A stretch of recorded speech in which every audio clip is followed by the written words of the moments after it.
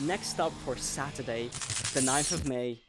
Oh, well, it was a bit of a special day because my coming of age self would have been very happy because I got to watch Pacific Rim at the BFI IMAX with Guillermo del Toro. Specifically did a Q&A after this film. It's really wonderful to hear his influences. He has an interesting worldview, I would say. I can understand how some of that translates into some of his films. I think he's an interesting voice in cinema. He has an interesting career, and I think not all he does lands, but the way his body work is so generally diverse is, I think, to be respected. And Pacific Rim highlight just how diverse his filmography is. So in terms of the synopsis, giant monsters invade Earth from a portal in the Pacific Ocean. Humanity creates giant mechas piloted by two people to fight back.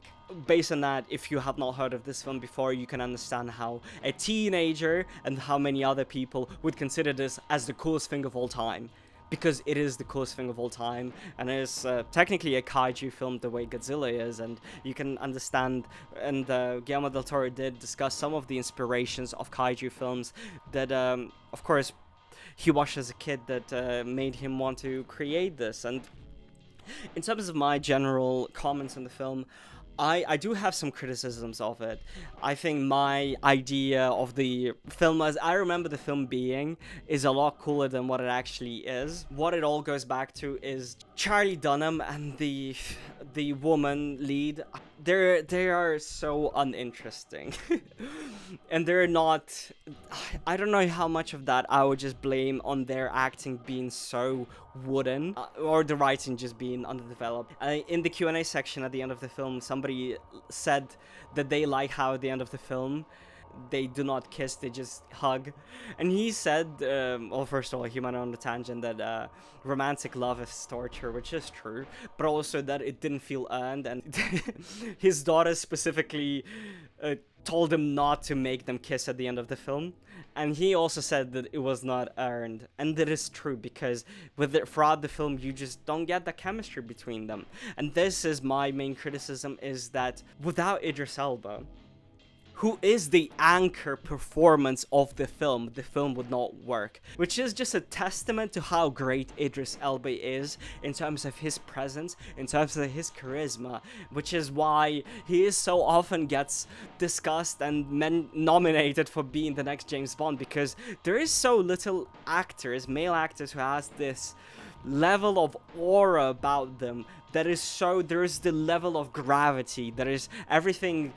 The attention seems to gravitate around them, which is something I think that is very necessary for a Bond-type character, because right now, we don't really have such big characters anymore.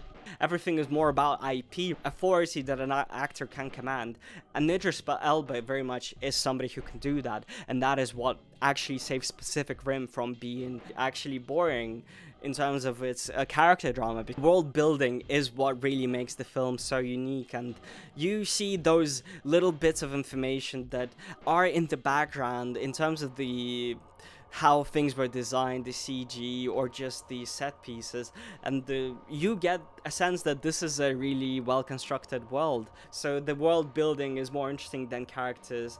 There is no internalized trauma in any of the characters, despite them talking about trauma, despite Charlie Dunham talking about the trauma of losing his brother while being connected inside the Jaeger. He doesn't actually look like he has internal trauma. And Mako, her whole personality is looking at Charlie Dunham's character all doughy-eyed, but when she recounts the trauma of losing her parents to kaiju and wanting revenge, you cannot feel that. It has its really big moments, but in terms of the film as a whole, it's a little bit lacking.